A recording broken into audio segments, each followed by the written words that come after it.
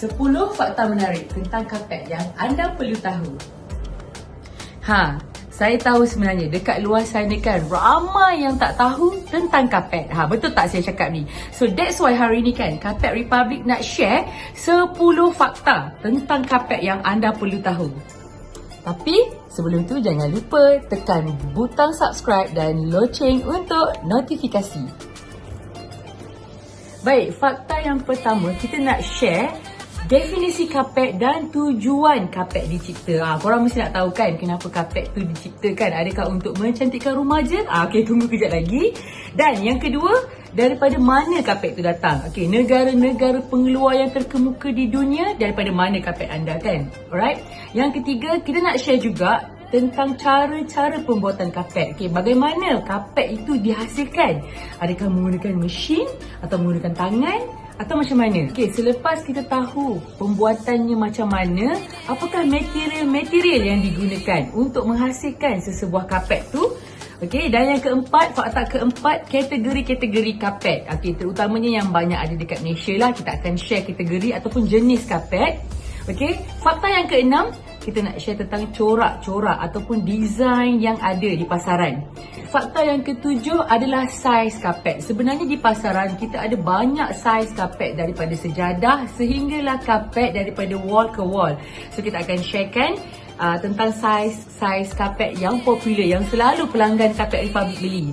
Okey, yang ke-8 adalah bentuk kapet. Yang ke-9, cara penjagaan kapet. Kita ada 6 cara penjagaan kapet. Dan yang ke-10, bagaimana kita nak bersihkan kapet. Alright, so stay tune. Saya terangkan satu persatu. Nama hari ini, kita adalah pengguna tegar kapet tanpa mengetahui sejarah, material dan jenis kapet yang ada kan. Fakta yang pertama, sejarah dan tujuan kapet dicipta. Kapet dipercayai bermula di suatu tempat di Timur Tengah walaupun ianya masih lagi menjadi perbahasan tau. Kapet yang tercipta digunakan untuk membuatkan mereka duduk di atas tanah dengan lebih selesa.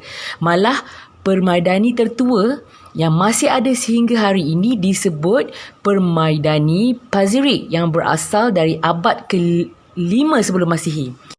Kapet adalah satu fabrik yang menutup permukaan lantai yang mempunyai 2 lapisan, iaitu pertama, lapisan atas ataupun kita panggil lapisan benang, dan kedua, lapisan bawah atau kita panggil sebagai backing. Secara tradisionalnya, lapisan atas diperbuat daripada wool atau bulu kambing biri-biri. Namun, sejak abad ke-20, serat sintetik seperti polypropylene, nylon dan polyester sering digunakan kerana serat ini lebih murah daripada bulu kambing biri-biri. Baiklah, tujuan kapet selain sebagai perhiasan tambahan untuk menaikkan seri sesebuah rumah, kapet juga digunakan untuk melindungi dari kesejukan lantai. Kedua, memberi keselesaan kepada penghuni, contohnya untuk kanak-kanak bermain ataupun sebagai sejadah. Dan ketiga, untuk mengurangkan bunyi kaki berjalan di dalam rumah. Fakta kedua, negara pembuat kapet. Tahukah anda bahawa terdapat banyak negara yang menghasilkan kapet? Antara negara-negara terbesar pengeluar dan pengeksport kapet termasuklah dari negara Iran, Turki, Belgium, India dan juga China. Bagi kapet buatan tangan atau handmade, negara India adalah pembuat dan pengeluar terbesar, diikuti dengan Pakistan, Iran dan Afghanistan. Antara yang popular di Malaysia adalah kapet daripada Turki, Iran, Belgium dan juga China. Tahukah anda nilai pasaran kapet dunia adalah sebanyak 51.9 bilion USD pada tahun 2018 dan dijangka meningkat sehingga 73.6 bilion US dollar pada tahun 2026 nanti. Wow, banyak kan? Fakta yang ketiga, cara pembuatan kapet. Terdapat 2 kaedah utama dalam menghasilkan kapet, iaitu buatan tangan dan pembuatan menggunakan mesin. Dalam kaedah pembuatan tangan atau dipanggil sebagai hand knotted, kaedah yang paling popular adalah daripada Turki dan Iran. Selalunya, kapet handmade ini mengambil masa antara 6 bulan ke 12 bulan bagi satu kapet mengikut saiz. Sebab itulah nilainya lebih mahal dari kapet buatan mesin. Kapet buatan mesin paling banyak ada di Malaysia. Masa yang diambil untuk menghasilkan kapet tidaklah lama berbanding buatan tangan. Ianya hanya mengambil masa beberapa jam sahaja. Macam mana kita nak bezakan kapet buatan tangan atau mesin? Sekiranya anda melihat benang kapet yang jahitannya sangat sempurna, berkemungkinan besar ianya adalah buatan mesin kerana selalunya kapet buatan tangan ini terdapat keunikan hand knotted benang yang dapat dilihat.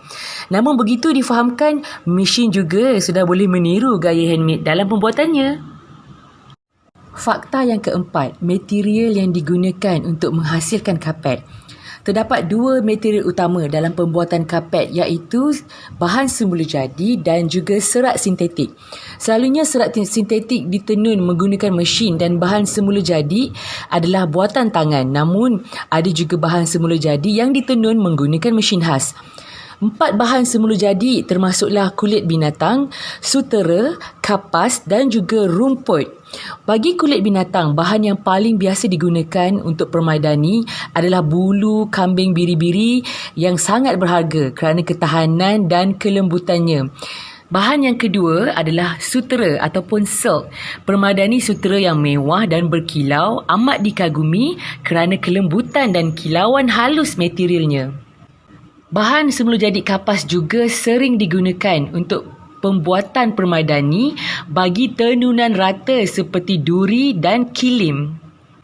Dan bahan yang keempat untuk semula jadi adalah rumput yang tahan lama dan serat lain seperti rumput sisal, rumput jut dan rumpai laut yang menggabungkan palet neutral, semula jadi dan teksturnya yang kaya menjadikan kapet daripada bahan rumput menarik dengan desain yang lebih natural. Bagi serat sintetik, ia adalah serat buatan manusia termasuklah viskos, nylon, polyester dan juga polypropylene. Serat sintetik ini telah diperbaiki selama bertahun-tahun untuk meniru ciri-ciri serat semula jadi. Maka tak hairanlah ada kapet sintetik yang dilihat sangat berkualiti seperti bahan semula jadi. Fakta kelima, kategori atau jenis kapet. Terdapat 4 kategori kapet iaitu pertama, kapet 3D velvet. Kapet ini diimport dari China, tidak mempunyai benang. Ia hanyalah kapet dengan corak yang dicetak di atas kapet. Kedua, kapet benang pendek atau lebih dikenali sebagai low pile kapet. Low pile kapet adalah kapet import yang mempunyai benang yang pendek. Apabila dipijak, kapet ini terasa keras. Selalunya, ianya sangat tahan lasak dan sesuai digunakan di ruang makan. Ketiga, kapet benang panjang atau high pile. Kapet benang panjang ini mempunyai panjang benang yang lebih berbanding low pile. Selalunya, kapet ini mempunyai rasa yang lembut dan gebu serta sesuai digunakan di ruangan seperti di ruang tamu dan juga di bilik tidur. Dan yang terakhir adalah kapet yang dianyam. Antara kapet popular adalah kapet dari tumbuhan jut. Benang jut ini dianyam antara satu sama lain menjadikan kapet jut ini lebih tahan lasak dan tidak perangkap habuk. Ianya sesuai diletakkan di ruang makan atau di luar rumah. Fakta keenam, corak atau desain kapet. Di Malaysia terdapat 4 jenis corak kapet yang popular iaitu yang pertama, corak polos ataupun plain. Corak plain ini selalunya dipilih apabila perhiasan di ruang tersebut sarat atau penuh. Selalunya kapet yang menjadi pilihan adalah daripada low pile kapet dan juga shaggy dengan warna-warna natural. Corak kedua adalah corak klasik. Kapet klasik ini mempunyai rekaan yang bermotifkan bunga dan sangat popular sejak dari dahulu lagi. Kini, corak klasik telah mempunyai evolusi yang mana coraknya telah diberi nafas baru dan tampak lebih moden. Corak moden. Corak moden sangat popular pada era tahun 90-an dan awal tahun 2000. Corak moden selalunya mempunyai motif yang simple seperti geometri, corak berulang atau corak polos dengan frame di sekeliling kapet. Selalunya corak moden mempunyai gabungan 1 atau 2 warna sahaja. Dan yang terakhir adalah corak moden abstrak. Sejak akhir-akhir ini, corak moden abstrak dilihat sangat popular di Malaysia. Ianya mungkin kerana terdapat beberapa warna di atas kapet yang menjadikannya sesuai untuk digabungkan dengan warna sofa dan juga aksesori rumah yang lain. Warna pilihan moden abstrak ini termasuklah warna biru, warna grey dengan gabungan warna gold.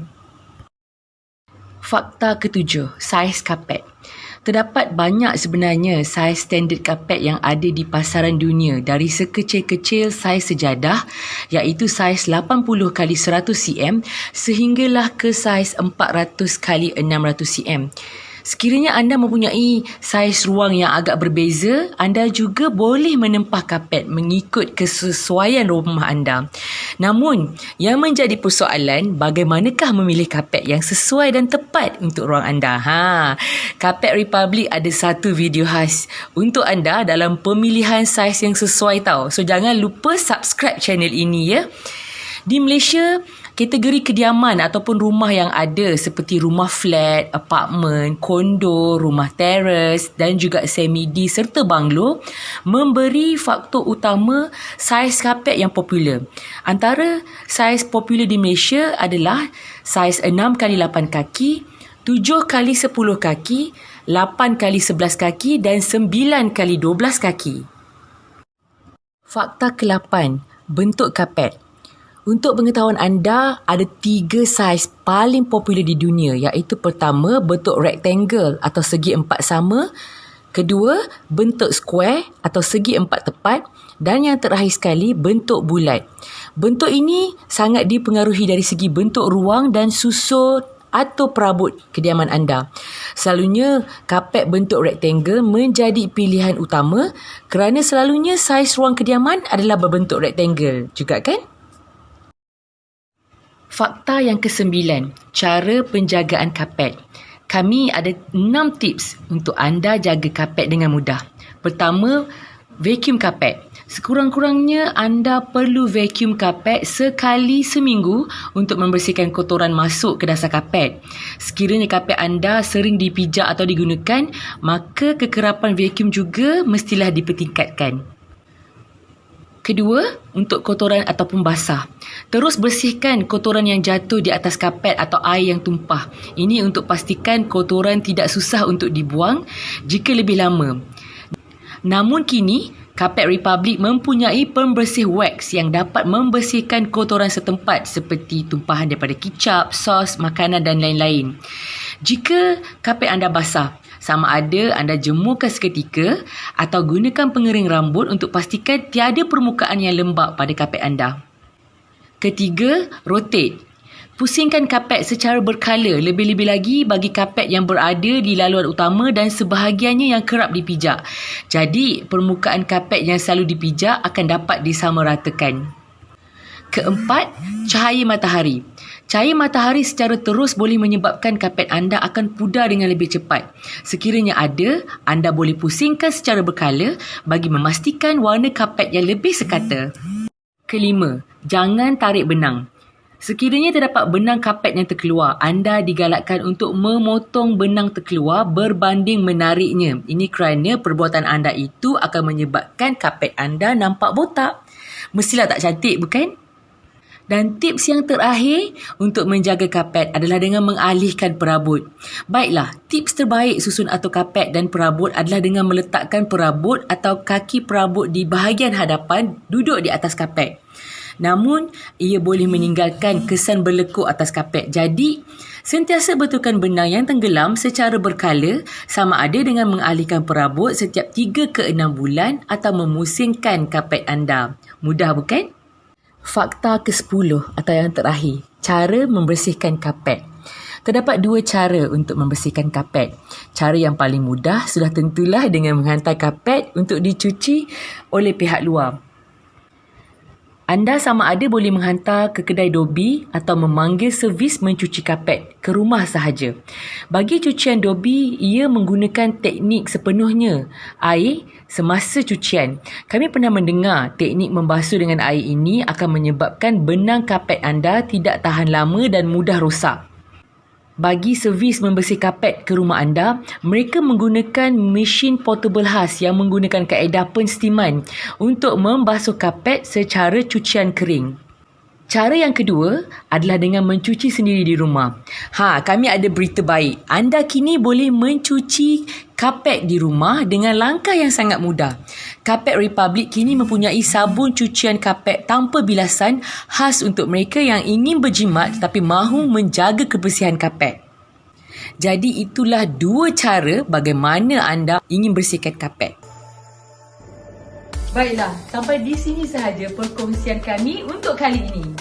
Diharapkan informasi-informasi yang kami kongsikan hari ini dapat membantu anda dan keluarga anda membuat keputusan untuk membeli kapet yang terbaik dan tepat untuk kediaman anda. So, jumpa lagi dekat video akan datang. Bye!